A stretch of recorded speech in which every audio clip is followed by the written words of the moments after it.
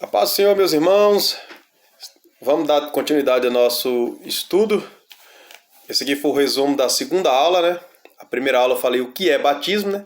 E essa segunda aula eu quero falar sobre novidade de vida, andar em novidade de vida. Com base no tema, em Romanos, no capítulo 6, verso 4, o apóstolo Paulo diz assim, verso 4, vai dizer assim: de sorte que fomos sepultados com ele pelo batismo da morte, para que com Cristo ressuscitou dos mortos pela glória do Pai, assim andemos nós também em novidade de vida. Ou seja, se nós fomos sepultados com ele no batismo e ressuscitamos com ele ao surgir das águas, ou seja, agora vamos viver uma vida nova, correto?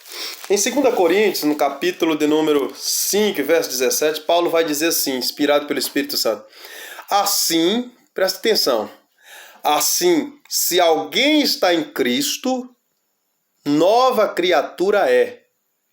As coisas velhas já passaram, eis que tudo se fez novo, ou seja, novidade de vida. A partir do batismo, aquela velha vida, aquela velha natureza já morreu. Você não é mais julgado pelos pecados que você cometeu antes ou depois antes de você batizar. Então o batismo leva aquela velha vida, aqueles velhos erros, aqueles dilemas que você tinha no passado, já levou para Deus, foi apagado. Recomeça tudo de novo. Então, uma vida nova. Beleza? E para falar como andar em novidade de vida, eu comecei a aula fazendo uma pergunta: quem é o homem, né? É uma pergunta: quem é você? Quem é um homem? O homem é um ser dividido em 3 partes: corpo, alma e espírito. É muito importante a gente aprender isso. Eu vou citar aqui só um texto bíblico, eu citei 3, mas eu vou citar só um aqui para nós ganharmos tempo. Em 1 Tessalonicenses capítulo 5, verso 23.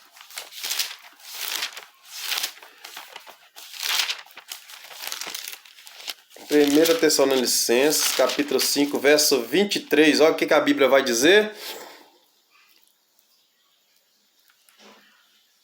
O mesmo Deus de paz vos santifica em tudo, em todo o vosso espírito, alma e corpo. Olha a divisão do homem. Corpo, alma e espírito. No Cântico de Maria, no Evangelho de Lucas, capítulo 1, no verso 46, ela vai dizer assim: a minha alma glorifica o Senhor, e o meu espírito exulta em Deus, meu Salvador. Então o homem é composto de corpo, o homem é um espírito, mora num corpo e tem uma alma. Foi o que eu ensinei. Beleza? Então vamos falar da função dos 3. Rapidamente. O que é o corpo? Eu ensinei: o corpo é uma casa do seu espírito e também é morada de Deus. Em 1 Coríntios capítulo 6, no verso 19, o apóstolo Paulo vai dizer assim, que nós somos templo do Espírito Santo, ou seja, o nosso corpo, ele habita o Espírito de Deus. Aí eu ensinei, por isso que nós precisamos cuidar do nosso corpo. É por isso que a gente não pode batizar fumando cigarro, bebendo, enchendo a cara, drogando, porque eu estou destruindo a casa de Deus. Se eu destruo a casa de Deus, Deus vai me destruir. Correto? Então o nosso corpo tem que ser cuidado porque é a morada de Deus. O próprio Jesus, no Evangelho de João, capítulo 14, verso 19 ao 27, ele diz assim, que viemos nele e faremos morada, ou seja, viemos em vocês e faremos morada, se guardares a minha palavra. Então nós somos morada de Deus. Então o corpo nosso é a morada de Deus. A nossa alma, agora é a alma. A nossa alma é a sede de todos os nossos sentimentos, né? No Salmo 42, o salmista vai dizer: por que te abates, ó minha alma? Por que te perturbas dentro de mim? Então, o sentimento, a alma nossa, ela é a sede, é a morada de todos os nossos sentimentos. Se você sente vontade de rir, a sua alma se expressando. Se você sente tristeza, vontade de chorar, é a sua alma se expressando. E o espírito, que é uma das partes principais. O espírito, no livro de Gênesis, capítulo 2, verso 7, há algo interessante, que vai dizer: quando Deus formou o homem, A Bíblia diz que Deus formou o homem do pó da terra, ou seja, o nosso corpo, a matéria, ele veio do pó da terra. Deus formou com as suas próprias mãos. Ele mesmo diz, façamos o homem a nossa imagem e semelhança. E a Bíblia diz que Deus soprou sobre as narinas do homem o fôlego de vida. Ali Deus colocou o espírito dele dentro do homem ao soprar. E o homem tornou uma alma vivente. Então, o espírito é algo que vem de Deus. O corpo é a casa, o templo do Espírito Santo. A alma é a sede de todos os nossos sentimentos. Porém, o espírito é aquele que faz a ligação entre o homem e Deus. Beleza? Então, por exemplo, a minha fé vem do Espírito, a minha adoração ela vem do Espírito. Então, o Espírito é a nossa ligação entre o homem e Deus, ou seja, é o que nos conecta com Deus, melhor dizendo. É a nossa ligação com Deus. Aí eu citei sobre as duas que nós vivemos, quando eu estou falando sobre novidade de vida, né? Porém, nós temos duas naturezas brigando dentro de nós.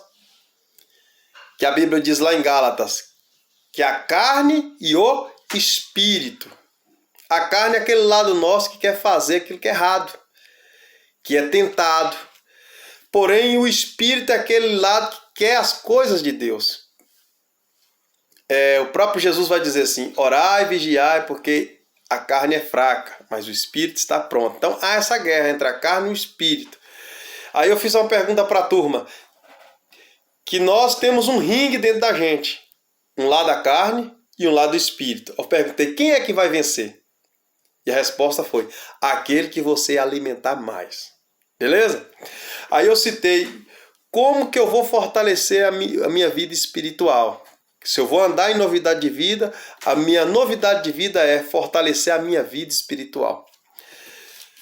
A primeira maneira de alimentar seu espírito e fortalecer sua vida espiritual, a primeira coisa que eu citei foi a leitura da Bíblia.